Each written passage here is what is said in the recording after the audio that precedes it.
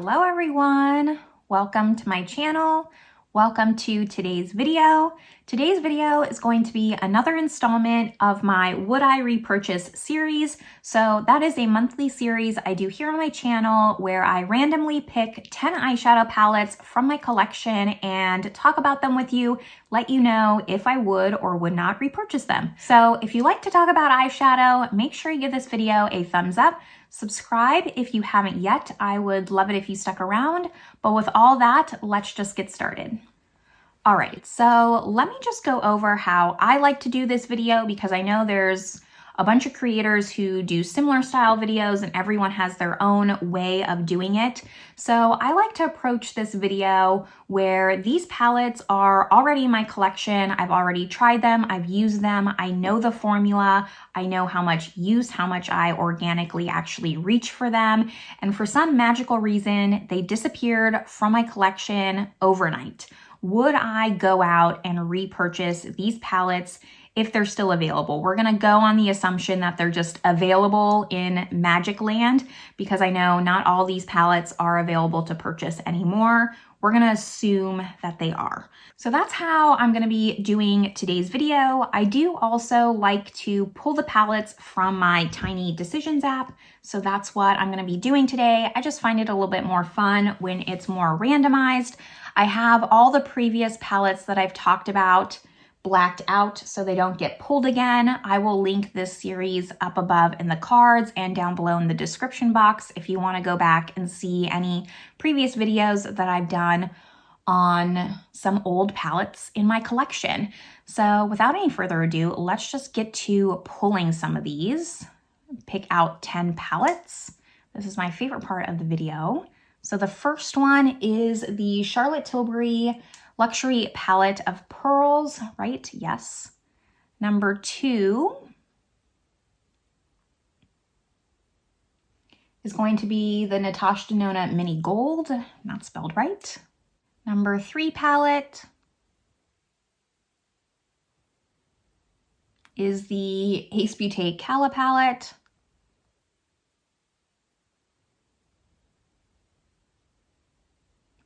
Then the Kevyn Aucoin Nude Pop. Number 5.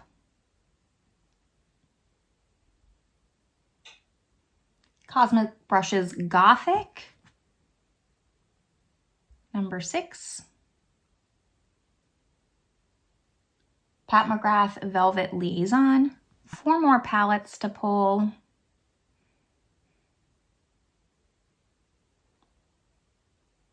YSL Stora Dolls.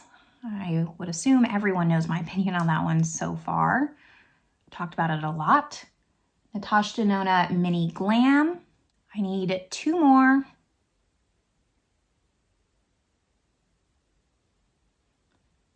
Huda Beauty Smoky Obsessions.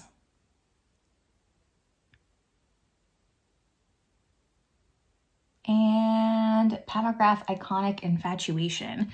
Interesting that I pull sometimes the same palettes from the same collections or different palettes from the same collections, but that is all 10 of the palettes. I am now gonna go find those, pull those out, and we're gonna talk about them. I have all 10 palettes out in front of me and we're just gonna go in order that they were generated. So the first one that I have is the Charlotte Tilbury Luxury Palette of Pearls in Celestial Pearl. This is what this palette looks like. The outside is stunning. The inside is also stunning. It's a little bit more of like a brown version of Pillow Talk. Yeah, I would say that. And I really do like this palette. I've had some other Charlotte Tilbury quads in previous episodes of this, and my opinion kind of just stays the same on Charlotte Tilbury quads. There was a time where I just really wanted all things Charlotte Tilbury, and the luxury of the brand overshadowed really the quality. So while this is like a beautiful, stunning palette and I'm happy to have it, I don't know if I would repurchase it because I just don't think her eyeshadows specifically are worth the money. Charlotte Tilbury has some great products. I mean, I'm wearing one of the lipsticks today. All the makeup that I'm wearing is always listed down below, and that's like, was not purposeful. I just reached for that lipstick because I love that formula. I really enjoy her complexion products, her blushes, but I would say her eyeshadow formula needs a little bit of work, and it's not my favorite luxury formula. So based on like the price, that would hold me back from repurchasing or needing to have this in my collection anymore. I'm like past that point of having to have this. Now, next up, we have some Natasha Denona that got pulled into this 10 palettes. And the first one that I have is the Natasha Denona Mini Gold. Funny how two minis got pulled in. I did do a ranking of all of my Natasha Denona palettes. It's been a while now, but I'll link that video as well. So the Mini Gold looks like this. And I don't think I would repurchase this. And the reason is that I now own the full size of the gold. When I purchased this, I purchased it because it was less expensive than the full size of the gold palette. And I love that palette so much more, and it gives me what this gives me. Whereas the mini, you know, what would change my mind is if this palette was a palette I would travel with, but realistically, this color story, I feel like this shade's gonna pop out. Realistically, this color story is not a color story I would travel with, so it's really kind of redundant in my collection, quite honestly. Like, I might have to think about if I would declutter this, because I don't know if I really even need this in my collection to begin with. I'm happy with the gold.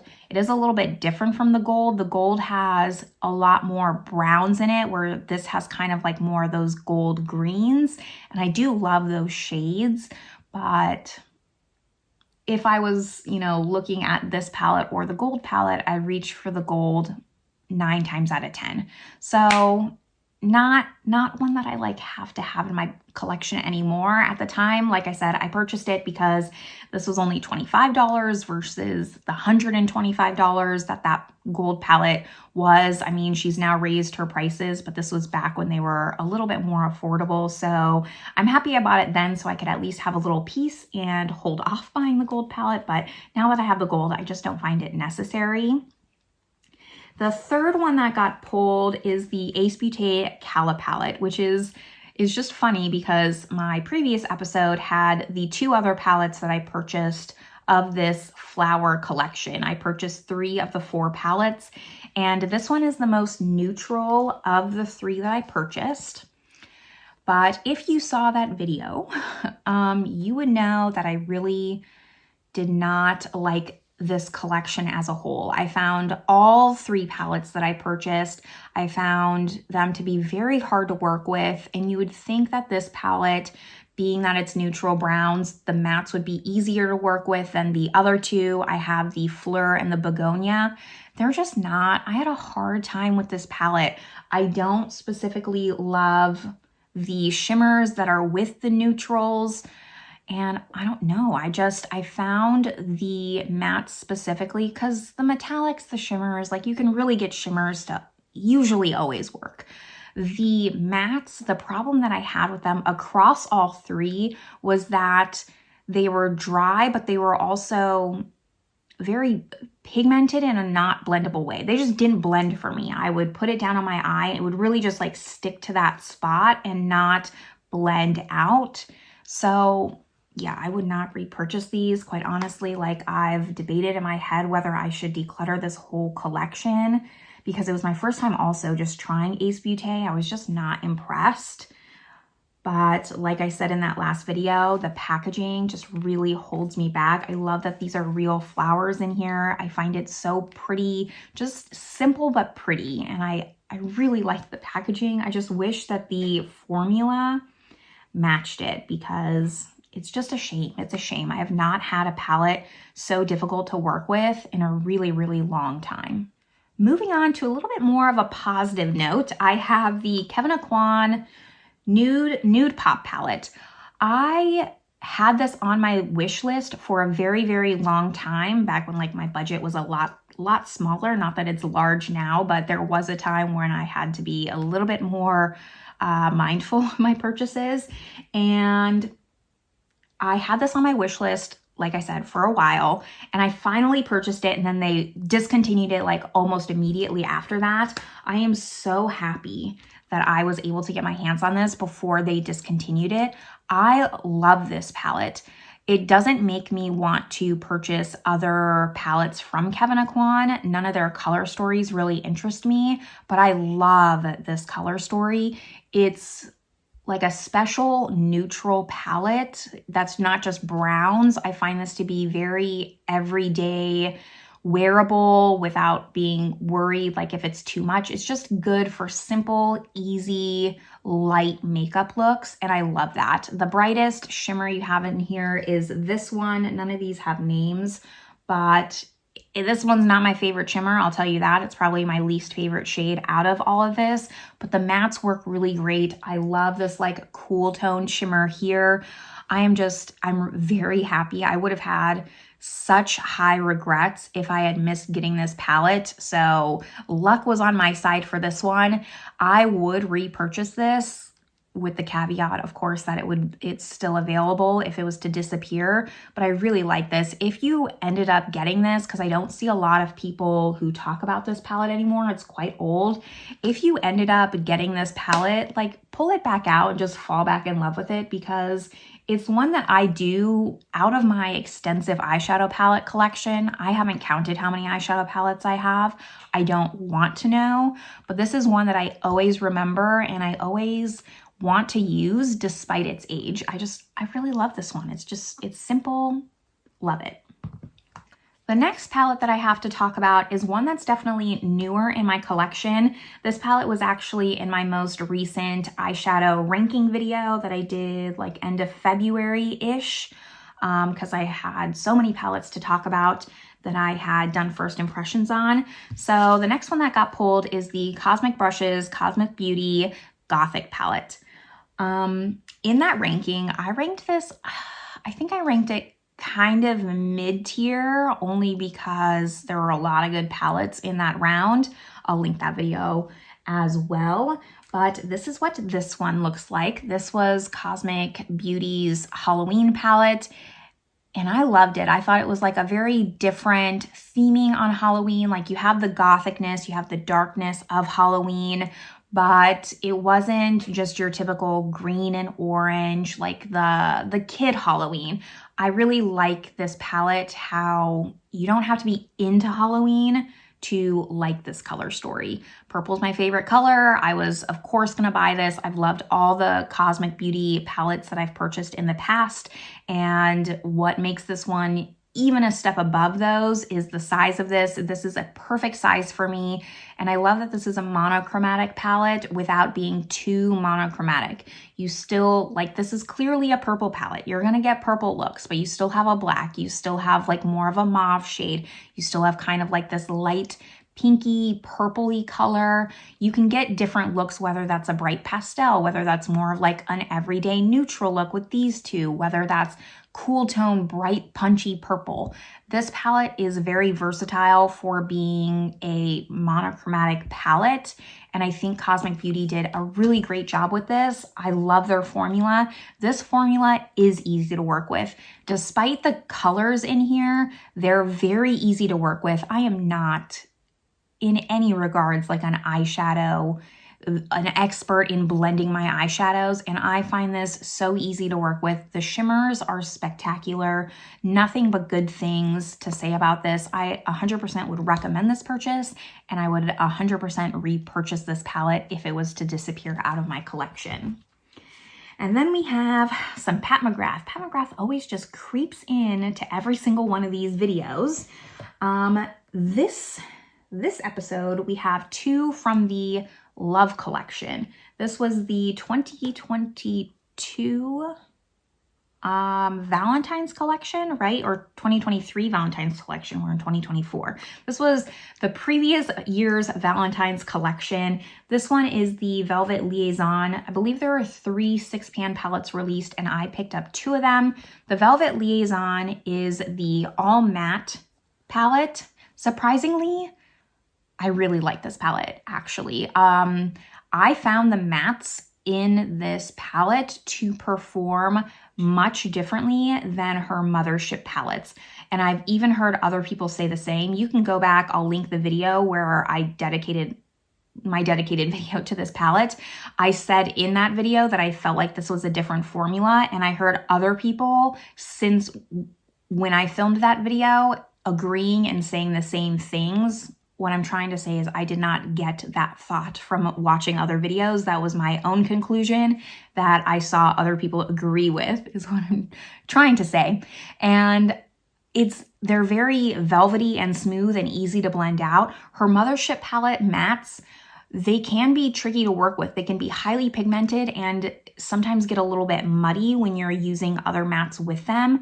This is like a staple all matte palette. The reason that I didn't purchase the Patrick Ta Major Dimension 3, other than just I don't have any of his palettes, I don't know his formula, is that I already had this palette, quite honestly. And this is like a good, I just need neutrals palette for me. It has like the 4 browns that I would really need if doing a look. It has 2 like more mauves if I'm feeling a little bit more mauvey or purple and don't want something that's just like dead on the nose neutral. So really like this one. I wish you could still get it. I think I've seen people pick this up at TJ Maxx. I have no idea. I don't have a TJ Maxx around me, so I couldn't tell you. But if you come across the Velvet Liaison, I think that this was a really nice palette that was just overlooked with this collection, because her Valentine's collections really aren't that impressive, to be honest. We're at palette number 7, and this is one of my favorite palettes in my entire collection. I think I laughed when it pulled up because I've talked about this palette extensively on my channel on just how much I love it. It is mini, but it is mighty. It is the YSL Stora Dolls palette. It's, I think, shade 100. It is simple, but it is everything that I want in a palette. This is what it looks like. This palette gave me a completely different opinion on YSL Beauty. They can do powder products. I really want to get the new bronzer from them, because if their bronzer works anything like this eyeshadow formula, it is going to be so smooth, so blendable, light, but impactful. I have high hopes for that bronzer. It's on my list. I just haven't really bitten the bullet yet to spend over $50 on a bronzer. This palette was expensive. It was my gift to myself when I reached 1,000 subscribers, and it is so beautiful. This, if I was to get married again, like this would be the palette that I would wear. This was not my life at that point, so I could not have chosen it, but I would. It's such a sophisticated palette. I love this. It is so easy to work with. One of the luxury palettes that I feel like I can say is really worth the price tag. You get the quality with the price you're gonna pay. So I would 1,000% over repurchase this palette. I'm trying my hardest not to purchase the other shades that they have in this collection because I don't need them. I maybe would want like the pinky rosy one, but I would only purchase that one on sale. I'm happy with this one, but it is well worth the money in my opinion. If you have money to spend on like a little luxury quad, I would recommend this one over Chanel, over Dior, over Charlotte Tilbury. This is the one that I would recommend. We're now at the second Natasha Denona palette of this video, and it's another mini. It is the Mini Glam. So this one looks like this, and I actually quite like this one. I would repurchase this, long story short, for the same reasons that I would not purchase the Mini Gold, is because this is a palette where I get the idea of the larger midi retro palette, glam palette, excuse me, the Glam palette. However, like this is travel friendly. So I would take this on a trip with me if I needed to, if I wanted something that's, neutral, but you can darken it up. That's kind of how I look at this, as like a neutral, cool toned glam eyeshadow look. So I would repurchase this. I like having this in my collection. It does fill a gap that the Glam palette does not.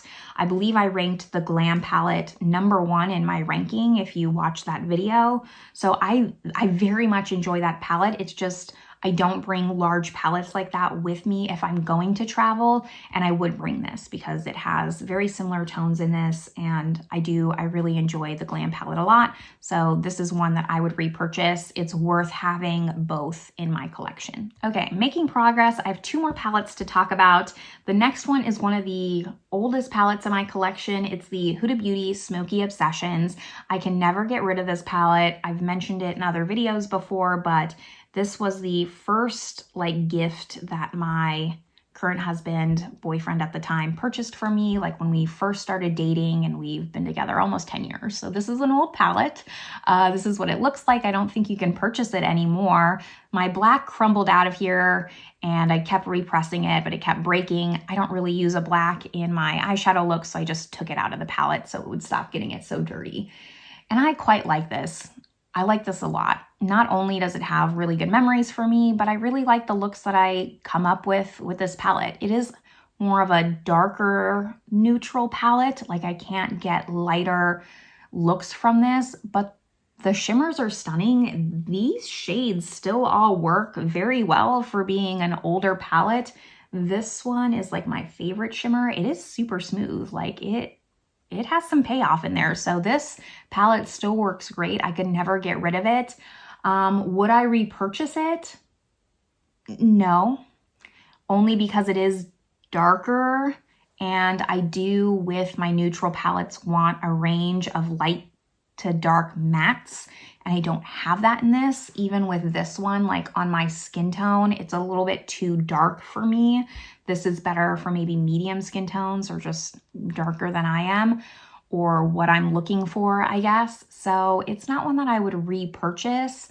However, I would be very, very sad if this just like mysteriously disappeared overnight, because I love this palette a lot. It has a special place in my heart.